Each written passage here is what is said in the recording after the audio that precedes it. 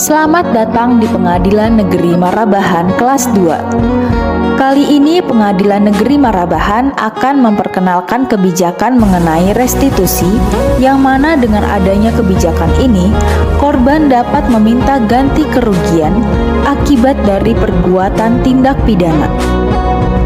Tata cara pelaksanaan permohonan restitusi itu sendiri diatur dalam Peraturan Mahkamah Agung Nomor 1 Tahun 2022. Untuk lebih lengkapnya, yuk simak penjelasannya di sini ya. Apa sih restitusi itu?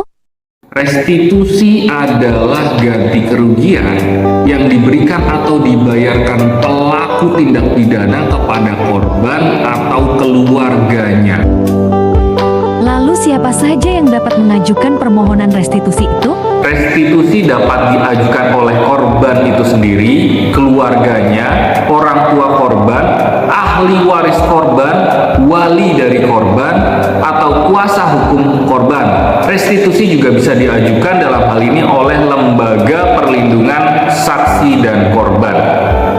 Kapan kita dapat mengajukan permohonan restitusi? Restitusi dapat diajukan pada saat putusan sebelum berkekuatan hukum tetap atau setelah putusan berkekuatan hukum tetap. Nah, apabila restitusi diajukan sebelum sidang, maka penuntut umum wajib memasukkan restitusi tersebut di dalam dakwaannya serta melampirkan berkas-berkas terkait di dalam berkas perkara. Kalau ternyata misalnya korban lupa mengajukan restitusi karena tidak tahu haknya, maka di persidangan hakim akan memberitahu hak restitusi kepada korban sehingga nantinya bisa diajukan permohonan restitusi sebelum penuntutan oleh penuntut umum.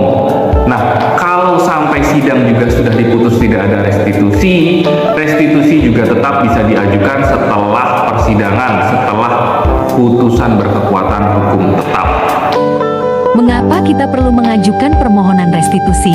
Karena dengan adanya restitusi, pemohon restitusi mendapatkan hak perlindungan atas hartanya yang hilang, penghasilannya yang hilang, kerugiannya baik material maupun immaterial yang ditimbulkan akibat perbuatan dari pelaku seperti biaya perawatan, biaya pengobatan medis maupun psikologis. Lalu kerugian lain yang diderita oleh korban seperti kerugian karena harus membayar biaya pengacara, kerugian akibat transportasi untuk berperkara, lalu biaya lain yang berhubungan langsung dengan akibat dari perbuatan dari pelaku tindak pidana. Apa saja persyaratan untuk mengajukan permohonan restitusi? Pertama, identitasnya, baik identitas korban maupun identitas dari pemohon restitusi. Lalu kemudian bila itu menyangkut kerugian material, maka harus dilengkapi dengan bukti seperti biaya pengobatan atau biaya perawatan yang juga sudah disahkan oleh institusi yang merawat atau mengobati korban atau pemohon restitusi tersebut. Lalu bila yang diajukan adalah kerugian immaterial, maka harus dilengkapi dengan perincian kerugian immaterial apa yang diderita oleh pemohon atau korban. Lalu juga harus dilengkapi dengan fotokopi akta kematian bila korbannya meninggal dunia. Juga dilengkapi dengan kartu keluarga atau surat keterangan waris atau perwalian dalam hal diajukan oleh keluarganya atau walinya atau ahli warisnya.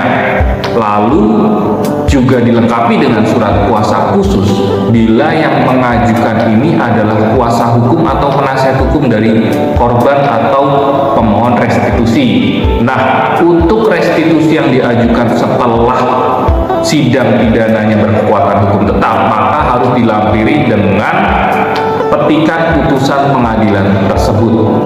Demikian penjelasan dari kami. Terima kasih.